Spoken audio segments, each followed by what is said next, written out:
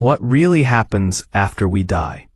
Is death the end or just the beginning of something else? Why are some born into joy while others seem trapped in suffering, as if living in a kind of hell? And if there's a heaven, who decides who goes there? In this video, you'll discover how Buddhist wisdom, rooted in the teachings of the Buddha, explains life after death, the truth about rebirth, and how understanding this can change the way you live right now. Life after death, a Buddhist perspective. We begin with a truth too often whispered: death comes for all. But in the Buddhist tradition, death is not a tragedy to be feared. It is a moment of transition, a doorway opening to what comes next. According to the Buddha, what lies beyond is not unknown, nor is it random. It follows a pattern, a rhythm, a law, one that governs not just the end of life, but its beginning. 2. That law is samsara, the cycle of birth, death, and rebirth.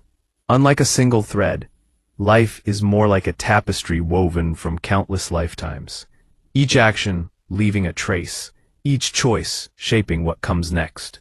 We are not blank slates, born into a chaotic world.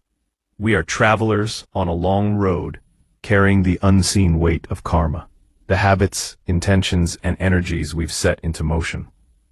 In this light, suffering is not punishment, and joy is not reward. They are natural results, fruits of past seeds, ripening in the conditions we now face. But this is not a teaching of fatalism. It is instead one of great empowerment, because the wheel turns through us, and we have a say in its direction. So what keeps this wheel turning? What causes one life to spiral toward heaven and another toward hell? In the next section, we'll begin to uncover the mechanics behind samsara, and how understanding it can open the first door to freedom.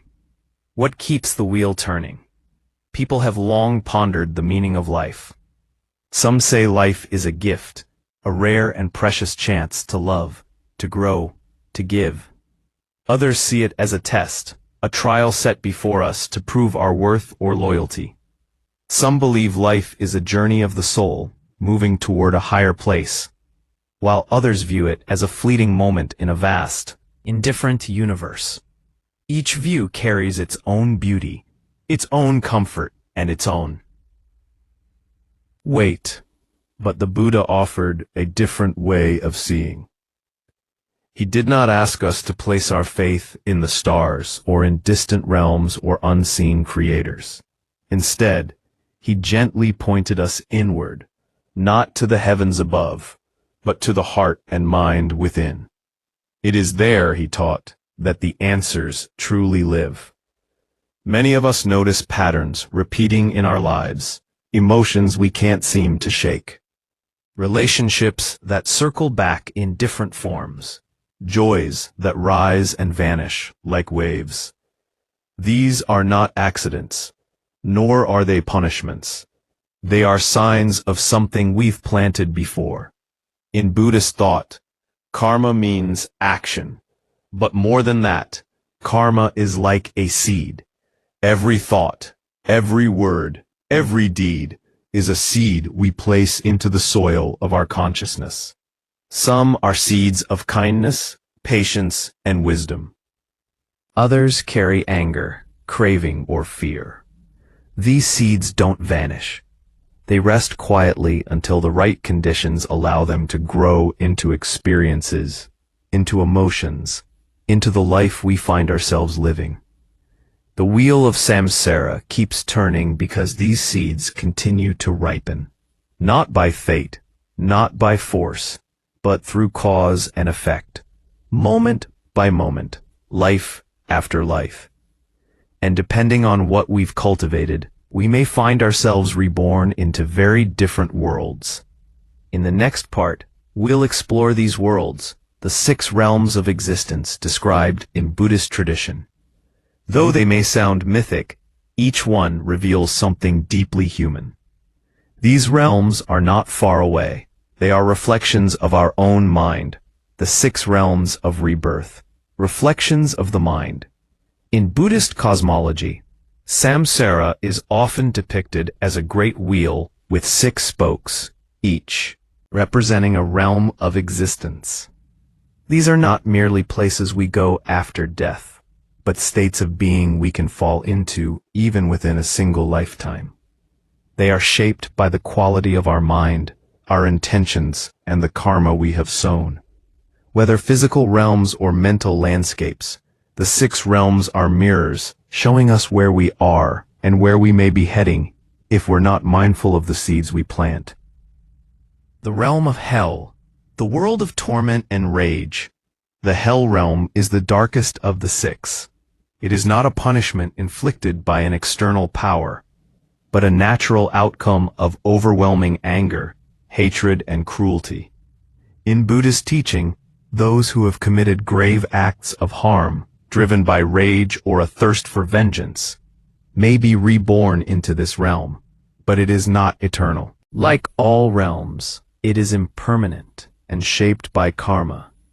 Imagine a mind consumed entirely by rage, unrelenting burning, unable to rest. This is the essence of the hell realm. In Buddhist stories, it is described with vivid imagery: fires that scorch the skin, freezing landscapes that pierce the bones, creatures that inflict suffering again and again. But these are not just mythic places beneath the earth. They are emotional states we can taste in this very life. Have you ever seen someone so lost in anger that they harm themselves more than anyone else? Or perhaps you felt it yourself. Those moments when fury blinds compassion, when the heart closes and the world feels like a battlefield. That is the hell realm arising in the here and now. The teaching here is not to fear hell, but to understand what creates it. When we cultivate patience, forgiveness, and loving kindness, the fires of anger begin to cool, and even if we find ourselves in this realm by body or by mind, we are never truly trapped. The moment we choose understanding over hatred, a path begins to open. Even from the depths of suffering, a way out is always possible. The realm of hungry ghosts, the world of never enough. The realm of hungry ghosts, Prada in Sanskrit, is a place of endless craving. Those reborn here are depicted as having swollen bellies and tiny mouths, desperate to eat or drink, but never able to be satisfied. This symbolizes the karma of greed, clinging, and possessiveness. In life, we might see this realm reflected in those who are never content. No matter how much they have, it is never enough.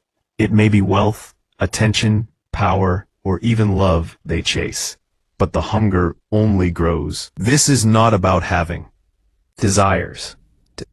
It's about being consumed by them. The more they grasp, the more empty they feel.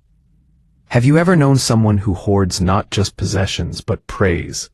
Someone who measures their worth by numbers, followers, trophies, yet lies awake at night still feeling hollow.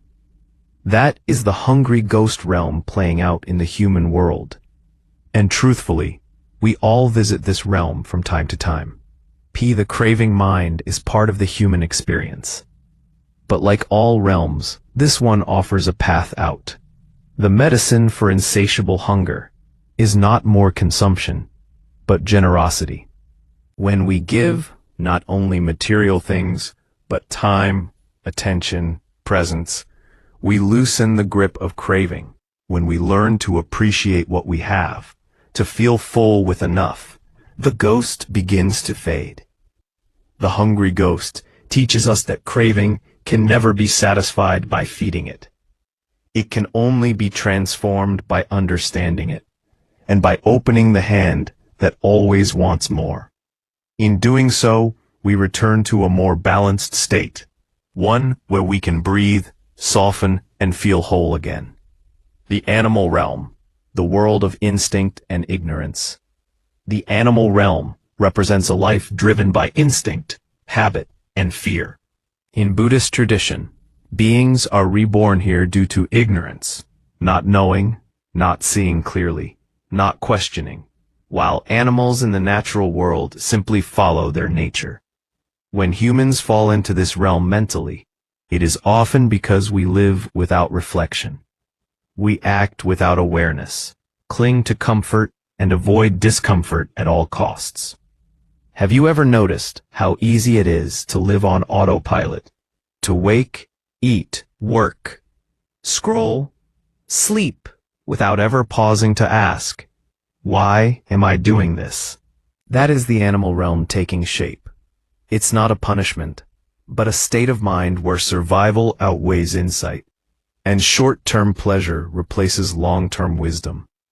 In this realm, decisions are reactive, not reflective. There is little curiosity about the deeper workings of life. There may be loyalty, routine, even affection, but no deep questioning. No aspiration to grow beyond what is familiar. Fear and comfort become the invisible walls of one's world. But there is a way out. The animal realm is overcome through the cultivation of awareness and wisdom. When we pause, observe, and ask meaningful questions about ourselves, about suffering, about what truly matters, we begin to awaken from the fog of ignorance. We become less like a creature hiding from discomfort, and more like a human walking the path of understanding. The shift begins simply noticing. In a world that encourages us to sleepwalk, the act of waking up even a little is a profound rebellion. And from that, the path forward begins the Asura realm, the world of struggle and jealousy. The Asura realm is a place of constant conflict, often translated as demigod.